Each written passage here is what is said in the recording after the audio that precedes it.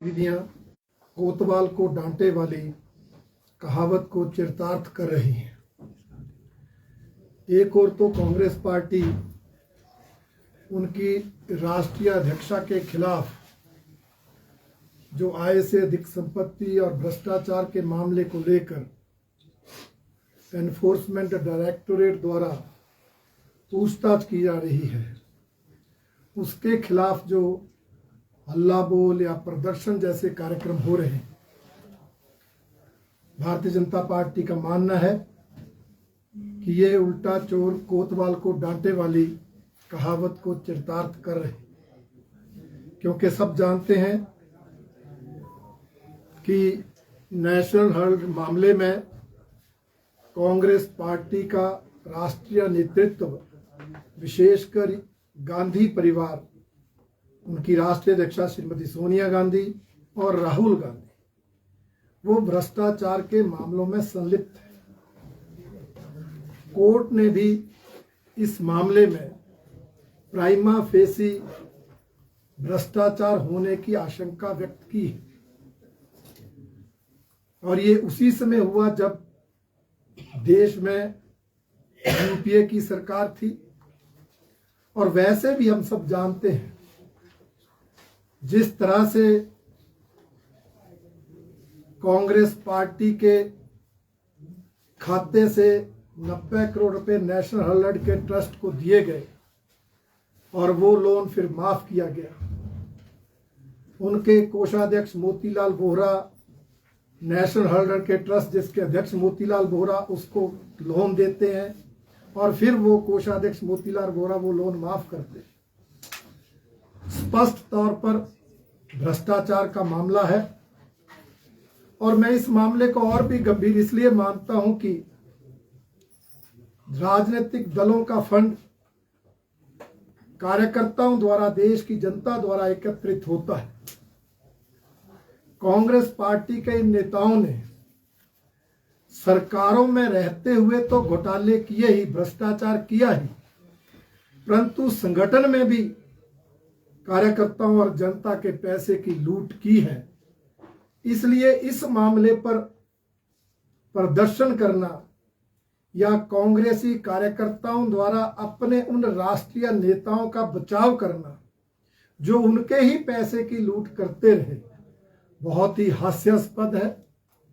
Bharatiya Janata party इसकी कड़ी निंदा करती है और मानती है कि अगर कांग्रेस नेताओं ने कुछ गलत नहीं किया है तो घबराने की आवश्यकता क्यों है। इस तरह प्रदर्शन करके एनफोर्समेंट डायरेक्टोरेट जैसी संस्थाओं को प्रभावित करने की आवश्यकता क्या है।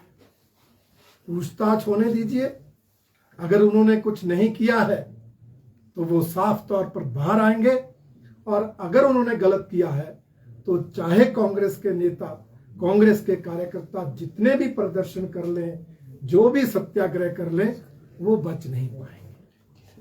मैं ये भी कहना चाहूंगा कि कांग्रेस पार्टी के नेता इस आंदोलन को सत्याग्रह का नाम देकर उस राष्ट्रपिता महात्मा गांधी का अपमान कर रहे हैं, जिन्होंने इस देश को आजादी दिलाने के लिए, अंग्रेजों को देश से भगाने के लिए सत्याग्रह किया था। और यहाँ भ्रष्टाचार करने वाले नेताओं के समर्थन में सत्याग्रह हो रहा है।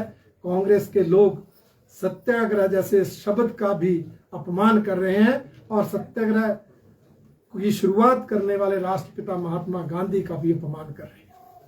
यही नहीं, हिमाचल प्रदेश में भी कांग्रेस पार्टी आजकल हिमाचल सरकार के खिलाफ चार्जशीट देने की बात कर रही है। 4.5 साल चुप बैठे रहे और अब हमारी सरकार, जिसके खिलाफ कोई भ्रष्टाचार का मामला नहीं, उसके खिलाफ चार्जशीट देने की बात कर रहे हैं। जिस पार्टी का राष्ट्रीय नेतृत्व भ्रष्टाचार के मामलों में संलिप्त हो, जिस पार्टी की राष्ट्रीय अध्यक्षा जमानत पर हो, जिस पार्टी की प्रदेश अध्यक्षा जमानत पर हो, जिस पार्टी का राष्ट्रीय और प्रदेश नेतृत्व भ्रष्टाचार और आय से अधिक संपत्ति के आरोपों से घिरा हो, वो पार्टी साफ छवि वाले मुख्यमंत्री जयराम ठाकुर की ईमानदार सरकार के खिलाफ अगर चार्जशीट की बात करती है तो इससे बड़ा मजाक कोई और हो नहीं सकता। मैं समझता हूं कांग्रेस चुनाव को नजदीक देखकर इस तरह की चार्जशीट लाने की बातें कर रही है। भारतीय जनता पार्टी की सरकार ने 5 साल ईमानदारी से शासन किया है और ईमानदारी से काम किया है, इसलिए कांग्रेस की इस चार्जशीट की धमकी से कोई घबराने वाला नहीं है। भारतीय जनता पार्टी अपनी केंद्र और प्रदेश सरकार की उपलब्धियों को लेकर जनता के बीच जा रही है और विश्वास के साथ हम कहते हैं कि इन दोनों सरकारों की उपलब्धियों के दम पर और अपने मजबूत संगठन के आधार पर हम फिर से सरकार बनाएंगे। हमारी सरकार हिमाचल प्रदेश में एक समान विकास करने में लगी हुई है। संगठन स्तर पर हम अलग अलग कार्यक्रम करके कार्यकर्ताओं को सक्रिय भी कर रहे हैं और जनता के साथ संपर्क भी कर रहे हैं।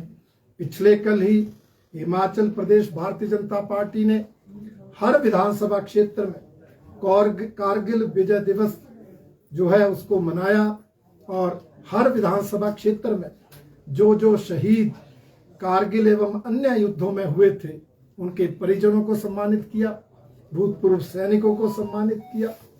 और इस तरह से मैं कहना चाहूंगा, जहां भारतीय जनता पार्टी शहीदों का सम्मान करती है वहीं कांग्रेस पार्टी शहीदों का अपमान करती है। उनकी प्रदेश अध्यक्षा पिछले लोकसभा मंडी का जो उपचुनाव था उस दौरान जब वो प्रत्याशी थी तो उन्होंने कारगिल युद्ध को एक छोटा युद्ध बताकर उन 52 शहीदों का अपमान किया था जो हिमाचल प्रदेश से शहीद हुए थे। उन 550 शहीदों का अपमान किया था जो देश भर से कारगिल युद्ध में शहीद हुए थे।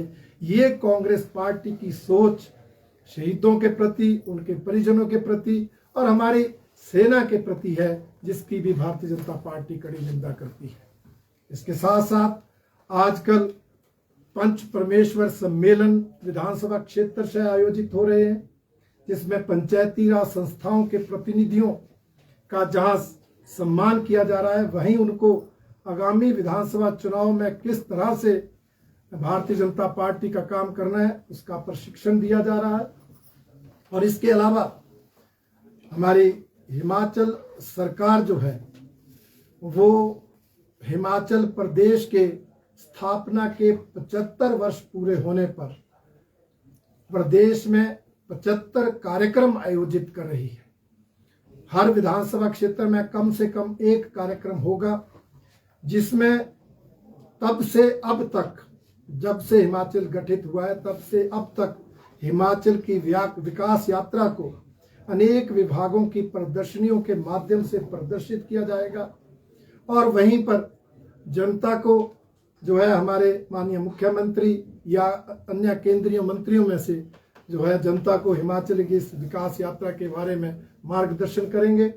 और इसके साथ साथ जो हमारे देश का आज़ादी का अमृत महोत्सव है उसके उपलक्ष्य में भी हमारा 15 अगस्त को स्वतंत्रता दिवस है, इसलिए उस दिन हर घर पर तिरंगा फहराया जाएगा।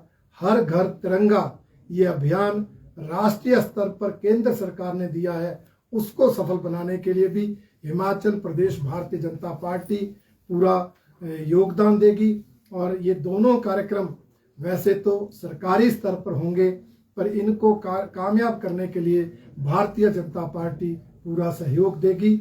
और मैं विश्वास के साथ कहता हूं, जिस तरह से भारतीय जनता पार्टी के कार्यक्रम सफल हो रहे हैं, जिस तरह से उन कार्यक्रमों में भीड़ जुट रही है और जिस तरह से हमारी केंद्र और प्रदेश सरकार की योजनाओं के लाभार्थियों की संख्या बढ़ रही है, हम विश्वास के साथ कहते हैं कि आगामी विधानसभा चुनाव में हिमाचल प्रदेश में फिर से भारतीय जनता पार्टी की सरकार बनेगी। जगदीश जी, आपने बोला उल्टा चोर वाली बात कर रहे हैं, आपको याद होगा 2014, 15, 16 में जब कुछ हुआ था तो अनुराग ठाकुर और वो भी इस तरह के धरने प्रदर्शन करते थे बिजनेस के कार्यालय के बाहर धर्मशाला में, तो वो भी क्या उल्टा चोर कोतवाल की तरह? नहीं, वो तो सब जानते हैं कि वो मामले राजनीति से प्रेरित थे।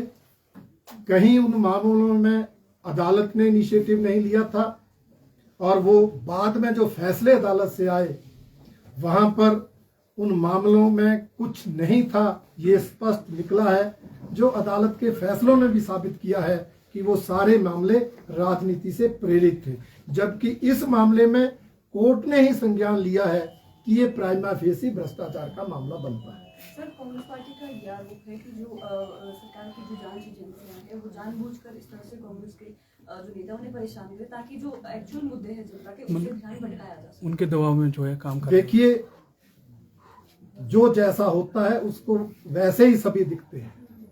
कांग्रेस पार्टी की सरकारें होती हैं तो वो यही काम करते हैं, इसलिए उनको लगता है कि भारतीय जनता पार्टी सरकार में रह तो ऐसा कर रही है, जबकि सच्चाई है कि इन मामलों का सरकार से कोई लेना देना नहीं है।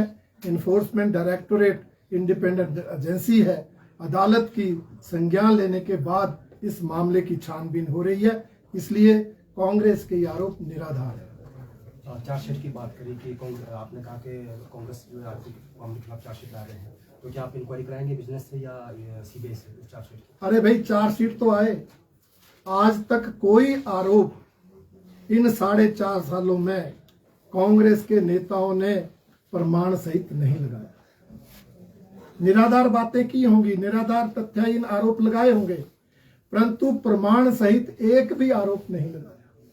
इसलिए चार्जशीट में अगर प्रमाण के आधार पर, तथ्यों के आधार पर आरोप लगेंगे तो निश्चित रूप से जांच कराएंगे, परंतु अगर आलोचना के लिए आलोचना की जाएगी, बिना तथ्यों के आरोप लगाए जाएंगे, तो मुझे लगता है उसकी कोई आवश्यकता नहीं है। क्या कोई एक्शन, जैसे मुख्यमंत्री ने कहा कि चार्जशीट आएगी तो विल टेक अप, हम इसको एक्शन में लेंगे?